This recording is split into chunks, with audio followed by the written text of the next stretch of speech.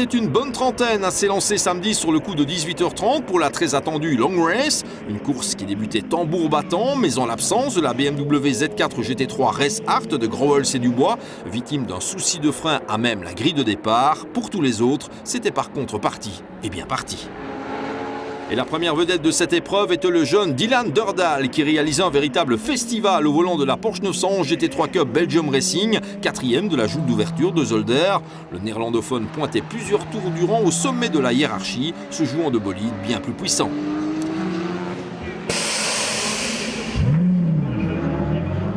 Le jeune Derdal était relayé en tête de la course par un Ivo Hertz domptant avec toujours plus d'aisance l'Audi R8 LMS WRT by Delahaye, se portant candidat à un doublé après sa victoire de Zolder.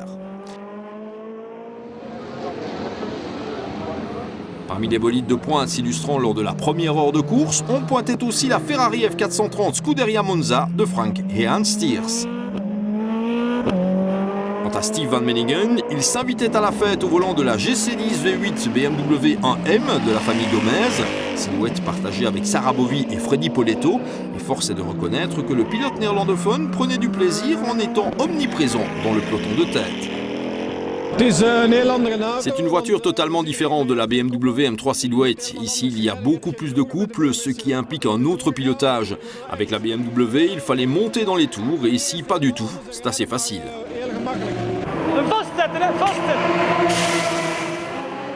Autre bolide remarquable, la Chrysler Viper GTSR, engagée par le DVB Racing pour Wim Lumbeek, Werner Monens et Bert Redant, qui remontait en force après s'être élancé depuis la 17e place sur la grille de départ.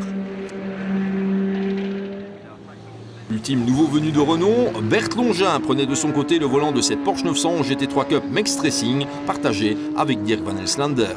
Le premier fait de course majeur allait provoquer la perte de l'équipe GC Automobile des frères Gomez. Après un crash sévère le vendredi, l'équipe française était rentrée à son atelier pour aller chercher une voiture de remplacement, à carrosserie de Sirocco cette fois, et le sort de s'acharner. Voilà, donc une fin de course malheureusement un peu rapide, visiblement rupture sur la voiture, je sais pas, sur l'arrière je pense, avant même que je prenne les freins, l'auto a braqué toute seule et j'ai percuté la Clio qui était à ma gauche. Bon voilà, fin de l'histoire, l'auto très endommagée visiblement, donc voilà. Bon. J'ai malheureusement ça le week-end, quoi. C'est la deuxième voiture qu'on éclate, qu'on pulvérise intégralement. Donc là, ça commence à faire beaucoup et je suis bien triste pour l'écurie. Voilà. Autre équipage de points disparaissant du haut du tableau, la Porsche 911 GT3 RS Pro Speed de Fred Bouvi, Damien Koons et Christian Kelders, victime d'un début d'incendie au niveau des freins avant que la transmission ne fasse des siennes. D'abord on a cassé une ride de frein, donc là on a eu de l'huile sur l'échappement, elle a pris feu, donc il est revenu, on a changé la durée de le lettrier, et maintenant je ne sais pas ce que c'est, la boîte ou l'embrayage. Alors on voit cette voiture aussi aux alentours de la 10e place depuis le début de la course, alors qu'on s'attendait à l'avoir franchement devant. Qu'est-ce qui se passe? On a changé l'aileron et on a mis un aileron à mon avis beaucoup plus très incliné, et ils avaient tous les deux un gros problème de vitesse de pointe. À mon avis, là pendant le changement on a réparé, mais bon.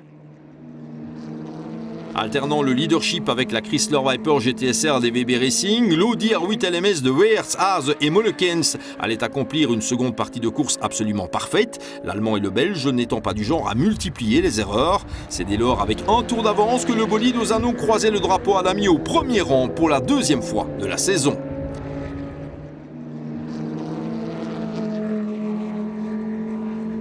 Voilà, on n'a pas encore regardé les dates parce que ce n'était pas l'idée de faire le championnat. Comme vous savez, la première course, on l'a faite parce que c'est une question de licence. Et puis la seconde, parce que c'était Francorchamps et qu'on était ici, donc ça se mettait bien.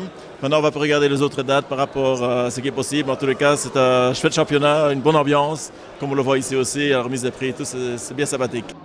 Derrière l'Audi, c'est finalement la Ferrari F430 Scuderia Monza des frères Thiers qui faisait irruption. En dépit d'un stop and go, les frangins originaires de la côte belge cueillaient une deuxième place logique, mais aussi la victoire en GT Pro. Longtemps, on a cru que la Porsche de Dylan et Patrick Durdal serait en mesure de compléter le podium final. Hélas, un souci de boîte en fin de parcours empêchait le père et le fils de concrétiser, leur bolide s'immobilisant même une fois la ligne d'arrivée franchie. We hebben van de 14e plaats naar de eerste plaats gegaan. Nous sommes passés de la 14e à la première place et j'ai continué à attaquer. Papa est malheureusement parti à la faute sur de l'huile, mais sans conséquence.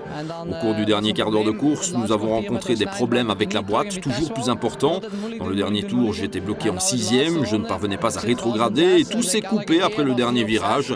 Cela s'est donc joué pour quelques centaines de mètres.